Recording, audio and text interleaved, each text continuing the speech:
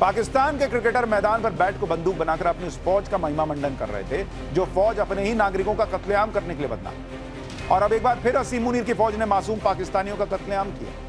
पाकिस्तानी फौज ने खैबर पख्तूनख्वा में सोमवार की रात एक गांव पर एयर स्ट्राइक कर दी। पाकिस्तानी वायुसेना ने अपने चाइनीज फाइटर जेट JF-17 से 8 बम अपने ही एक गांव पर गिरा दिए। लोगों ने बताया कि रात में गांव में लोग जब सो रहे थे तब यह हमला हुआ और बम सीधे लोगों के घरों पर गिरा और आधे से ज्यादा गांव तबाह हो गए। पाकिस्तानी फौज ने बम गिराकर 30 से ज्यादा निर्दोष पाकिस्तानियों की जान ले ली। इस हमले में सबसे ज्यादा महिलाएं और बच्चे मरे। आप इस वीडियो में उन छोटे छोटे बच्चों के शव देखिए जिन्हें मुनीर की फौज ने मार डाला। देखिए, बच्चे मार दिए उसने मुनीर। ये मुसलमान नहीं थे। ऐसे तो बहुत मुसलमान करते हो। अपने ही देश में मुसलमानों को बम गिरा के मार दिए, बच्चों को मार दिए, तब शर्म नहीं आई। एशिया कप में इंडिया से दूसरी बार हारे पाकिस्तान की छिछोरी हरकतों ने कैसे उसे दुनिया में बेइज्जत कराया। शुभमन अभिषेक धोते रहे, पाकिस्तानी क्रिकेटर रोते रहे, लेकिन फिर भी कर दी कौन सी शर्मनाक हरकत। बैट को बंदूक बनाते पाकिस्तानी क्रिकेटर। उधर मुनीर ने अपने ही देश में मासूम बच्चों पर बम क्यों गिरवा दिया, अब इसके बारे में आपको बता दूं। यह दुनिया जानती है कि पाकिस्तान एक आतंकी देश है, लेकिन उसके खिलाड़ी भी आतंकियों से कम नहीं है बॉस। अब तो यह दुनिया ने देख लिया। पाकिस्तान का कल भारत के साथ एशिया कप में मैच था और ग्राउंड पर उसके खिलाड़ियों ने जो छिछोरी हरकतें की हैं, दो कौड़ी की हरकतें की हैं, उसने दुनिया में पाकिस्तान को बेइज्जत कराया। हालांकि इज्जत उसकी है नहीं, फिर भी जो थोड़ी बहुत आदमी इधर उधर से देखता है कि कुछ निकल आए पॉकेट में से इज्जत, वो भी कल जो है चीथड़े उड़ गए उसको। पाकिस्तान के ओपनर साहिबजादा ने हाफ सेंचुरी क्या लगाई, बीच मैदान में बल्ले को बंदूक बनाकर हवा में फायरिंग करके जश्न मनाने लगा। बन जाते आतंकवादी, इतना शौक था फायरिंग करने का। तो साहिबजादा की देखा देखी पाकिस्तान का बॉलर हारिस रऊफ भी बाउंड्री पर खड़े होकर छिछोरी हरकतें करने लगा। भारत ने पाकिस्तान की छीछड़ा लेदर पहले युद्ध के मैदान पर की, अब क्रिकेट के मैदान पर कर रहा है और इसी से पाकिस्तान के खिलाड़ी बौखलाए हुए और क्रिकेट नहीं खेल रहे हैं, युद्ध लड़ रहे हैं, ऐसा माहौल बना रहे हैं। वहां भी हार रहे हैं, मार खा रहे हैं। पाकिस्तान में ही पब्लिक कैसे आतंकी टीम की बखिया उधेड़ रही है, पाकिस्तानी खिलाड़ियों का मजाक उड़ाने वाले कैसे कैसे मीम्स बन रहे हैं, आज आपको दिखाऊंगा। लेकिन आप ये देखिए कि इधर दुबई में पाकिस्तानी क्रिकेटर ऑपरेशन सिंदूर की पिटाई की खींच निकाल रहे हैं। उधर पाकिस्तान में असीम मुनीर ने अपने ही देश में बम गिराकर छोटे छोटे मासूम बच्चों की जान ले ली।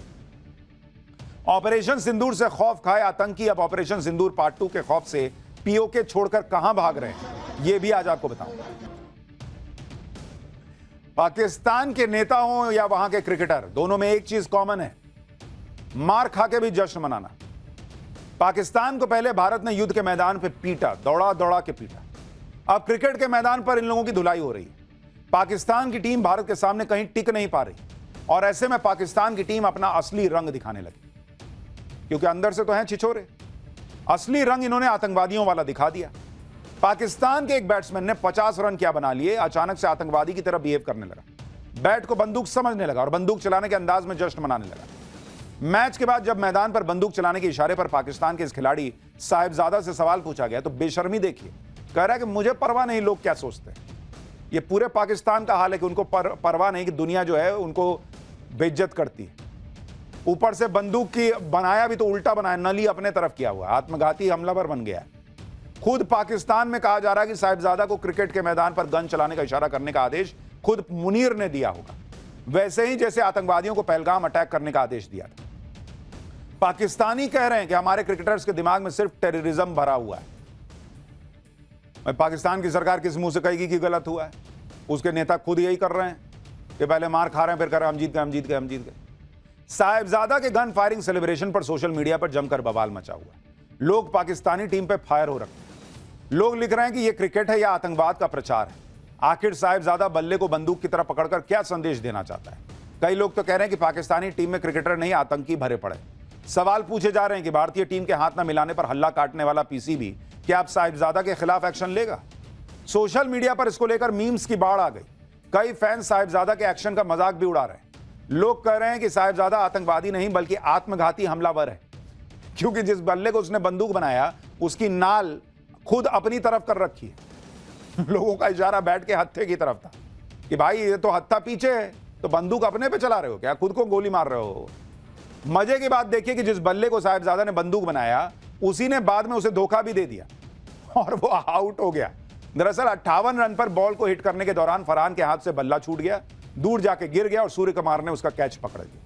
पाकिस्तान के आतंकी सोच सिर्फ क्रिकेट के मैदान पर नहीं दिखी। पाकिस्तान के एक टीवी शो में एक पाकिस्तानी ने हार से बचने के लिए मैदान पर फायरिंग का सुझाव तक दे दिया। पाकिस्तान के एक और खिलाड़ी हारिस रऊफ की करतूत भी देखी। ये वही है जिसको विराट कोहली ने छक्का मारा था और हमने मैच जीता था ऑस्ट्रेलिया में। मैच के दौरान रऊफ बाउंड्री पे खड़ा था, पीछे स्टैंड में लोग कोहली कोहली चिल्लाने लगे। भाई को कुछ समझ में तो आया नहीं क्या करूं, तो हाथ से प्लेन उड़ाने और फिर गिराने का इशारा कर रहा था, जिसका मतलब था कि ऑपरेशन सिंदूर के दौरान पाकिस्तान ने भारत के 6 राफेल गिराए थे, जो पाकिस्तान का सबसे बड़ा झूठ है। लेकिन लोगों ने कहा कि पाकिस्तान जानबूझकर उकसाने वाला व्यवहार कर रहा था। आप सोचिए, भारत ने इतना मारा पाकिस्तान को, लेकिन किसी क्रिकेटर को आपने देखा कि इस तरह की हरकत की हो? लेकिन ये देश ही ऐसा है बॉस, यहां लोग ही ऐसे हैं, और इसलिए मुझे लगता है कि इन लोगों से खेलना ही नहीं चाहिए था। क्या मिला खेल के? ये अभी हार रहे हैं तो ऐसी छिछोरी हरकत कर रहे हैं, जीत जाएंगे तो बाप रे बाप ये क्या ही करेंगे, आप सोचें कभी? लेकिन नहीं, खेल रहे हैं क्रिकेट। ये वही पाकिस्तानी क्रिकेटर है, जब भारतीय टीम ने इनसे हाथ नहीं मिलाया तो इनको बहुत बुरा लग गया था। कहने लगे थे कि भारतीय टीम तो खेल भावना के खिलाफ है, खुद खेल के मैदान में जंग का मैदान समझ के ये सब हरकत कर रहे हैं। भारतीय टीम ने इनकी सारी हेकड़ी निकाल दी। भारत के ओपनर शुभमन गिल और अभिषेक शर्मा ने पाकिस्तानी गेंदबाजों का भूसा बना दिया। भारत ने लगातार दूसरी बार एशिया कप में पाकिस्तान को धूल चटाई। इसके बाद पाकिस्तान में मातम छा गया। पाकिस्तानी खुद कहने लगे कि भारत से खेलना छोड़ दो भाई, बहुत बेइज्जती होती है। यानी पाकिस्तान में पाकिस्तानी क्रिकेटर्स को बेइज्जत कर रहे हैं खुद पाकिस्तानी। अंडे टमाटर मार रहे हैं उनके फोटो पर। वो शोएब अख्तर कह रहा है भाई कि फेंटा मारा है भारत ने। अब सोशल मीडिया पर हारिस रऊफ और साहिबजादा का जबरदस्त मजाक भी उड़ाया जा रहा है। कहा जा रहा है कि हारिस रऊफ अपने एक्शन से बता रहा था कि ऑपरेशन सिंदूर के दौरान पाकिस्तान की मिसाइलें कैसे आई और पाकिस्तान को फोड़ दिया। जिस तरह से मैच के दौरान भारतीय ओपनर अभिषेक शर्मा ने पाकिस्तान के पेसर शाहीन शाह अफरीदी की धुनाई की, उसको भी ऑपरेशन सिंदूर से जोड़कर मीम्स बनाए जा रहे हैं। वो बॉल गया देखिए पीछे, अब जैसे भारत ने बम फोड़ा था वो बॉल जाके बम फट गया। एक और मीम देखिए, पाकिस्तानी एयरफोर्स का चीफ पूछ रहा है कि हम जीत गए थे, तुम क्यों हार गए? तो पाकिस्तान क्रिकेट टीम का कैप्टन कह रहा है कि हमारे वाला लाइव आता है सर, उसमें झूठ नहीं बोल पाए। अब एक और मीम दिखाता हूं, इसमें रऊफ को नूर खान एयरबेस और अभिषेक शर्मा को ब्रह्मोस बताया गया। यानी जिस तरह ब्रह्मोस ने पाकिस्तानी फौज के अड्डे उड़ा दिए थे, वैसे ही अभिषेक शर्मा ने रऊफ की बॉलिंग की धज्जियां उड़ा दी। एक और मीम देखिए, इसे ऑपरेशन सिंदूर का सार बताया जा रहा है। जैसे पाकिस्तान को पता भी नहीं चला और ब्रह्मोस ने नूर खान एयरबेस को उड़ा दिया, वैसे ही पाकिस्तान के मोहम्मद नवाज की गिल्ली उड़ गई और उसे पता भी नहीं चला। ये देखिए HQ-9, वो चाइनीज नहीं था सिस्टम बताने वाला, रडार सिस्टम, वो उड़ा हुआ है बाहर। एक और मीम चल रहा है जिसमें रऊफ की बॉलिंग उधेड़ने के बाद अभिषेक शर्मा उसे कह रहा है कि चल जा आटे की लाइन में लग, क्योंकि ये बड़ी इन दोनों के झगड़े के वीडियो वायरल हो रहे हैं कि कुछ गाली गलौच हुआ है, तो उसमें लोग मीम बना कर लगा रहे हैं कि अभिषेक शर्मा तो कह रहा था कि उधर जाओ आटे की लाइन में लगो, क्योंकि पाकिस्तान में तो लोग आटे की लाइन में ही लग के मारापीटी करते हैं। मैच के दौरान जब पाकिस्तानी बैटिंग कर रहे थे तब पाकिस्तान में बैठे एक्सपर्ट्स के मन में लड्डू फूट रहे थे, लेकिन जब उनकी सारी हसरतें मिट्टी में मिल गईं तो कैसे पाकिस्तानियों के जज्बात बदल गए। मुझे तो कई बार लगता है कि कहीं वो जिन्ना ने जो है वो ये शर्त तो नहीं रखी थी कि भारत में जितने बेइज्जत होने के शौकीन लोग हैं वो पाकिस्तान शिफ्ट हो जाएंगे और हमको एक अलग देश बना के दे दो, हम वहीं रहेंगे, वहीं बेइज्जत होते रहेंगे। मैच के बाद भारतीय कप्तान सूर्य कुमार ने भी पाकिस्तानी टीम का मजाक उड़ाया और कहा कि अब भारत पाक क्रिकेट मुकाबले को राइवलरी कहना बंद कर देना चाहिए। सूर्य कुमार यादव ने कहा कि मुझे लगता है कि राइवलरी तब होती है जब दोनों टीमें 15-20 मैच खेलती हैं, एक टीम 8-7 से आगे होती है। 3-0, 10-1 के आंकड़े से पता चलता है कि अब ये राइवलरी नहीं रही है भाई। यानी सूर्य कुमार यादव कहना चाह रहे थे कि राइवलरी बराबर वालों में होती है, भारतीय टीम के आगे पाकिस्तानी टीम की कोई औकात ही नहीं है। लेकिन इस सब के बीच सवाल यह भी उठता है कि क्या क्रिकेट के मैदान पर सिर्फ हाथ न मिलाने से पाकिस्तान को सबक मिला? ऐसी भी क्या मजबूरी है कि बीसीसीआई पाकिस्तान से मैच का बॉयकॉट नहीं कर सकती? क्योंकि हाथ न मिलाने पर बवाल मचाने के बाद भी पाकिस्तानी टीम तो सुधरी नहीं, उल्टा पाकिस्तानी खिलाड़ियों ने पहलगाम हमले का मजाक उड़ाया और अभी तक उन पर कोई एक्शन भी नहीं लिया गया। पाकिस्तानी खिलाड़ियों के उकसावे वाले बर्ताव के बाद भी क्या पाकिस्तान से खेलना जायज होगा? यह सवाल बीसीसीआई को भी सोचना चाहिए कि भाई पाकिस्तान से आपने हाथ नहीं मिलाया, वो 2 कौड़ी का देश कहने लगा कि हम बाइकआउट करेंगे, हम नहीं खेलेंगे। हाँ, फिर उसको याद दिलाया गया कि पैसा मिलता है तो दौड़ा दौड़ा आ गया, उसकी वही हैसियत थी, वो उसने कर दी। बीसीसीआई दुनिया का सबसे अमीर बोर्ड है, कहता नहीं खेलेंगे। खेल रहे हैं आप, हाथ नहीं मिला रहे हैं, अगले मैच में देखिए ये हो रहा है। और क्रिकेट है, खेल है, ऊपर नीचे हो सकता है, आप बहुत अच्छी टीम है लेकिन कोई उलटफेर हो गया, सोचिए ये लोग कैसा नंगा नाच करेंगे बॉस अगर ये लोग जीत गए तो। ऐसे 2 कौड़ी की टीम से क्यों खेलना है, ऐसी छिछोरी हरकत करने वाले से क्यों खेलना है, लेकिन खेल रहे हैं। पाकिस्तान के क्रिकेटर मैदान पर बैट को बंदूक बनाकर अपनी उस फौज का महिमा मंडन कर रहे थे जो फौज अपने ही नागरिकों का कत्लेआम करने के लिए बदनाम। और अब एक बार फिर असीम मुनीर की फौज ने मासूम पाकिस्तानियों का कत्लेआम किया। पाकिस्तानी फौज ने खैबर पख्तूनख्वा में सोमवार की रात एक गांव पर एयर स्ट्राइक कर दी। पाकिस्तानी वायुसेना ने अपने चाइनीज फाइटर जेट JF-17 से 8 बम अपने ही एक गांव पर गिरा दिए। लोगों ने बताया कि रात में गांव में लोग जब सो रहे थे तब यह हमला हुआ और बम सीधे लोगों के घरों पर गिरा और आधे से ज्यादा गांव तबाह हो गया। पाकिस्तानी फौज ने बम गिराकर 30 से ज्यादा निर्दोष पाकिस्तानियों की जान ले ली। इस हमले में सबसे ज्यादा महिलाएं और बच्चे मरे। आप इस वीडियो में उन छोटे छोटे बच्चों के शव देखिए जिन्हें मुनीर की फौज ने मार डाला। देखिए बच्चे मार दिए उसने मुनीर ने। ये मुसलमान नहीं थे, ऐसे तो बहुत मुसलमान करते हो। अपने ही देश में मुसलमानों को बम गिरा के मार दिए, बच्चों को मार दिए, तब शर्म नहीं आई। लेकिन शर्म किसको आएगी भाई, वो तो पाकिस्तान है, बेशर्मी के चरम पर बैठा हुआ। खैर, पाठशाला में अगला चैप्टर। नवरात्र के पहले दिन पीएम मोदी किस 524 साल पुराने शक्तिपीठ पहुंचे। वैष्णो देवी में आज क्या गजब माहौल बना। माता का वो मंदिर जहां मुस्लिम परिवार पुजारी, वो मंदिर जहां पति पत्नी साथ दर्शन नहीं कर सकते। कहानी क्या है। नवरात्र पर मां की भक्ति में डूबे भक्तों के गजब रंग और मां के कमाल का सबसे जोरदार चैप्टर अब खोलते हैं। नवरात्र के पहले दिन से ही गजब माहौल बन गया। देश भर में मां दुर्गा के मंदिरों में माता रानी के जयकारे गूंज रहे। लैंडस्लाइड की वजह से बंद हुए माता वैष्णो देवी मंदिर में माता का दरबार फिर से सज चुका है। दिल्ली से लेकर वाराणसी, अयोध्या, मुंबई, पूरे देश में मां दुर्गा के मंदिरों में भक्तों की भीड़ उमड़ रही है। खुद पीएम मोदी देश की खुशहाली की कामना करने के लिए त्रिपुरा में मां दुर्गा के 524 साल पुराने शक्तिपीठ पहुंचे। आज पाठशाला में नवरात्र पर वो कौन सा शुभ संकेत मिल गया है जिसने देश में खुशहाली का इशारा कर दिया, इसके बारे में भी बताऊंगा। मां दुर्गा के उस मंदिर की भी बात होगी जिसमें कई पीढ़ियों से मुस्लिम परिवार पुजारी है। ऐसा मंदिर भी दिखाऊंगा जहां पति पत्नी साथ दर्शन नहीं कर सकते मां के। नवरात्र पर माता रानी के भक्तों के लिए बलूचिस्तान से आए न्योते की भी बात होगी। सबसे पहले बात माता वैष्णो देवी मंदिर। नवरात्र पर माता वैष्णो देवी के दर्शन के लिए बड़ी संख्या में श्रद्धालु पहुंच रहे हैं। भक्त इसे माता रानी का ही आशीर्वाद और कृपा मान रहे हैं कि अगस्त में लैंडस्लाइड के बाद 22 दिनों तक बंद रही यात्रा ठीक नवरात्र से पहले शुरू हो गई। माता रानी के दरबार को फूलों से सजाया गया है और लोगों का उत्साह भी जबरदस्त है। नवरात्र की शुरुआत के साथ ही देश में बचत उत्सव भी शुरू हो चुका है। ट्रंप के टैरिफ बम को फोड़ने के बाद देश पर जो संकट मंडरा रहा था वो भी टलता दिख रहा है। ऐसे में इन सभी घटनाओं का भी नवरात्र पर माता रानी के वाहन से कनेक्शन जोड़ा जा रहा है। दरअसल सनातन में मां दुर्गा का वाहन शेर को माना गया है, लेकिन मान्यता है कि नवरात्र पर हर बार देवी किसी न किसी विशेष वाहन पर सवार होकर आती है, जैसे कभी घोड़े पर, कभी नाव में, कभी पालकी में। देवी मां के वाहन से इस बात का अनुमान लगाया जाता है कि आने वाला समय कैसा रहने वाला है।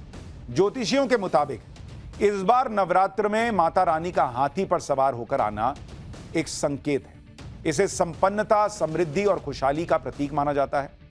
ज्योतिषियों का कहना है कि हाथी पर देवी के आगमन से आम जनता को अपने जीवन में राहत मिलेगी।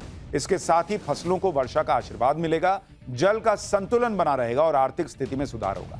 हाथी पर माता रानी का आना यह भी दर्शाता है कि व्यापार में नई संभावनाएं खुलेंगी और बेरोजगारी की स्थिति में भी कुछ राहत मिलेगी।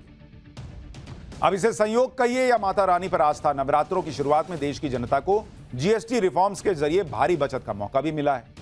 मॉनसून में भरपूर बारिश हुई है और तनातनी के बाद अब भारत और अमेरिका के बीच ट्रेड डील पर भी टॉप लेवल पर बातचीत शुरू हो चुकी है। नवरात्र में शक्ति की प्रतीक मां दुर्गा के 9 रूपों की पूजा हुई। देश भर में मां दुर्गा के 51 शक्तिपीठ जिनमें नवरात्र पर भक्तों की भारी भीड़ जुटती है। माता के इन शक्तिपीठों की स्थापना कैसे हुई, इसके बारे में भी जान लीजिए। शिव पुराण के मुताबिक महाराजा प्रजापति दक्ष अपनी बेटी सती के लिए वर खोज रहे थे। माता सती ने पिता की इच्छा के खिलाफ भगवान शिव को पति चुना। इससे प्रजापति दक्ष बहुत क्रोधित हो गए। कुछ समय बाद प्रजापति दक्ष ने बहुत बड़ा यज्ञ किया। प्रजापति दक्ष ने सारे देवी देवताओं को यज्ञ में बुलाया और जानबूझकर भगवान शिव को यज्ञ में नहीं बुलाया। भगवान शिव के अपमान से माता सती बहुत दुखी हुई। माता सती ने यज्ञ स्थल पर ही अपने प्राण त्याग दिए। माता सती की मृत्यु से भगवान शिव क्रोधित हो गए। भगवान शिव ने प्रजापति दक्ष को दंड दिया। भगवान शिव माता सती की याद में बहुत दुखी थे। भगवान शिव माता सती के शरीर को लेकर ब्रह्मांड में घूमते रहे। तब भगवान विष्णु को स्थिति संभालने के लिए आना पड़ा। भगवान विष्णु ने सुदर्शन चक्र से माता सती के शरीर को 108 टुकड़ों में बांट दिया। इनमें से 51 टुकड़े पृथ्वी पर गिरे और बाकी टुकड़े दूसरे लोकों में गिरे। पृथ्वी पर जहां जहां माता सती के अंग गिरे वहां पर देवी के मंदिर बनाए गए। इन मंदिरों को ही शक्तिपीठ कहा जाता है। हर शक्तिपीठ देवी के अलग अलग रूप को समर्पित है। ऐसे ही माता के शक्तिपीठों में एक है त्रिपुरा का माता त्रिपुर सुंदरी मंदिर, जहां पीएम मोदी ने नवरात्र के पहले दिन विधि विधान से पूजा कर देश की खुशहाली की प्रार्थना की। पीएम मोदी ने त्रिपुर सुंदरी मंदिर में किए गए विकास के कामों का उद्घाटन भी किया। त्रिपुर सुंदरी देवी को ललिता त्रिपुर सुंदरी भी कहा जाता है, जो आदि शक्ति महाशक्ति का ही एक रूप है। माता त्रिपुर सुंदरी के नाम पर ही राज्य का नाम त्रिपुरा पड़ा। पौराणिक मान्यताओं के मुताबिक त्रिपुर सुंदरी मंदिर में देवी सती के चरण गिरे थे। साल 1501 में महाराजा धन्य माणिक्य ने त्रिपुर सुंदरी मंदिर के मौजूदा स्वरूप का निर्माण करवाया। इस मंदिर में देवी के बालिका स्वरूप और राज राजेश्वरी स्वरूप की पूजा होती। माता का यह शक्तिपीठ एक ऊंचे टीले पर स्थित है, जो कर्मा यानी कछुए की उभरी हुई पीठ की तरह दिखता है। इसलिए त्रिपुर सुंदरी मंदिर को कुर्भ पीठ भी कहा जाता है। मान्यता है कि नवरात्र में माता त्रिपुर सुंदरी के दर्शन और पूजा करने से सभी मनोकामनाएं पूरी होती। और इसीलिए शायद पीएम मोदी जब ये बड़ा जीएसटी रिफॉर्म लेकर आए हैं तो माता के चरणों का आशीर्वाद लेने के लिए त्रिपुर सुंदरी मंदिर पहुंचे। नवरात्र को लेकर कई सवाल भी मन में आते हैं, जैसे एक ही त्योहार साल में 2 बार क्यों आता है? लेकिन नवरात्र साल में सिर्फ 2 बार नहीं, 4 बार आता है। सनातन में नवरात्र को नए सीजन यानी मौसम की शुरुआत भी माना जाता है। वैसे तो मौसम 6 होते हैं, लेकिन मुख्य 4 माने गए: गर्मी, जाड़ा, शरद यानी पतझड़ और बसंत। ऐसे में पहली होती है चैत्र नवरात्र, जो मार्च या अप्रैल के महीने में मनाई जाती है। उस वक्त ग्रीष्म यानी गर्मी के मौसम की शुरुआत होती है। दूसरी होती है शारदीय नवरात्र। इसे सितंबर या अक्टूबर में मनाया जाता है। इस वक्त शीत या सर्दी के मौसम की शुरुआत होती है। इन दोनों नवरात्र को प्रकट नवरात्र भी कहा जाता है, क्योंकि नवरात्रों में शक्ति यानी मां दुर्गा के 9 रूपों की मंदिरों में और घरों में पूरे विधि विधान से पूजा होती है। लेकिन इसके अलावा सनातन में 2 और नवरात्र भी होते हैं। चैत्र नवरात्र के बाद शरद यानी पतझड़ के मौसम की शुरुआत के वक्त आषाढ़ महीने की गुप्त नवरात्र आती है, जो जून या जुलाई में पड़ती है।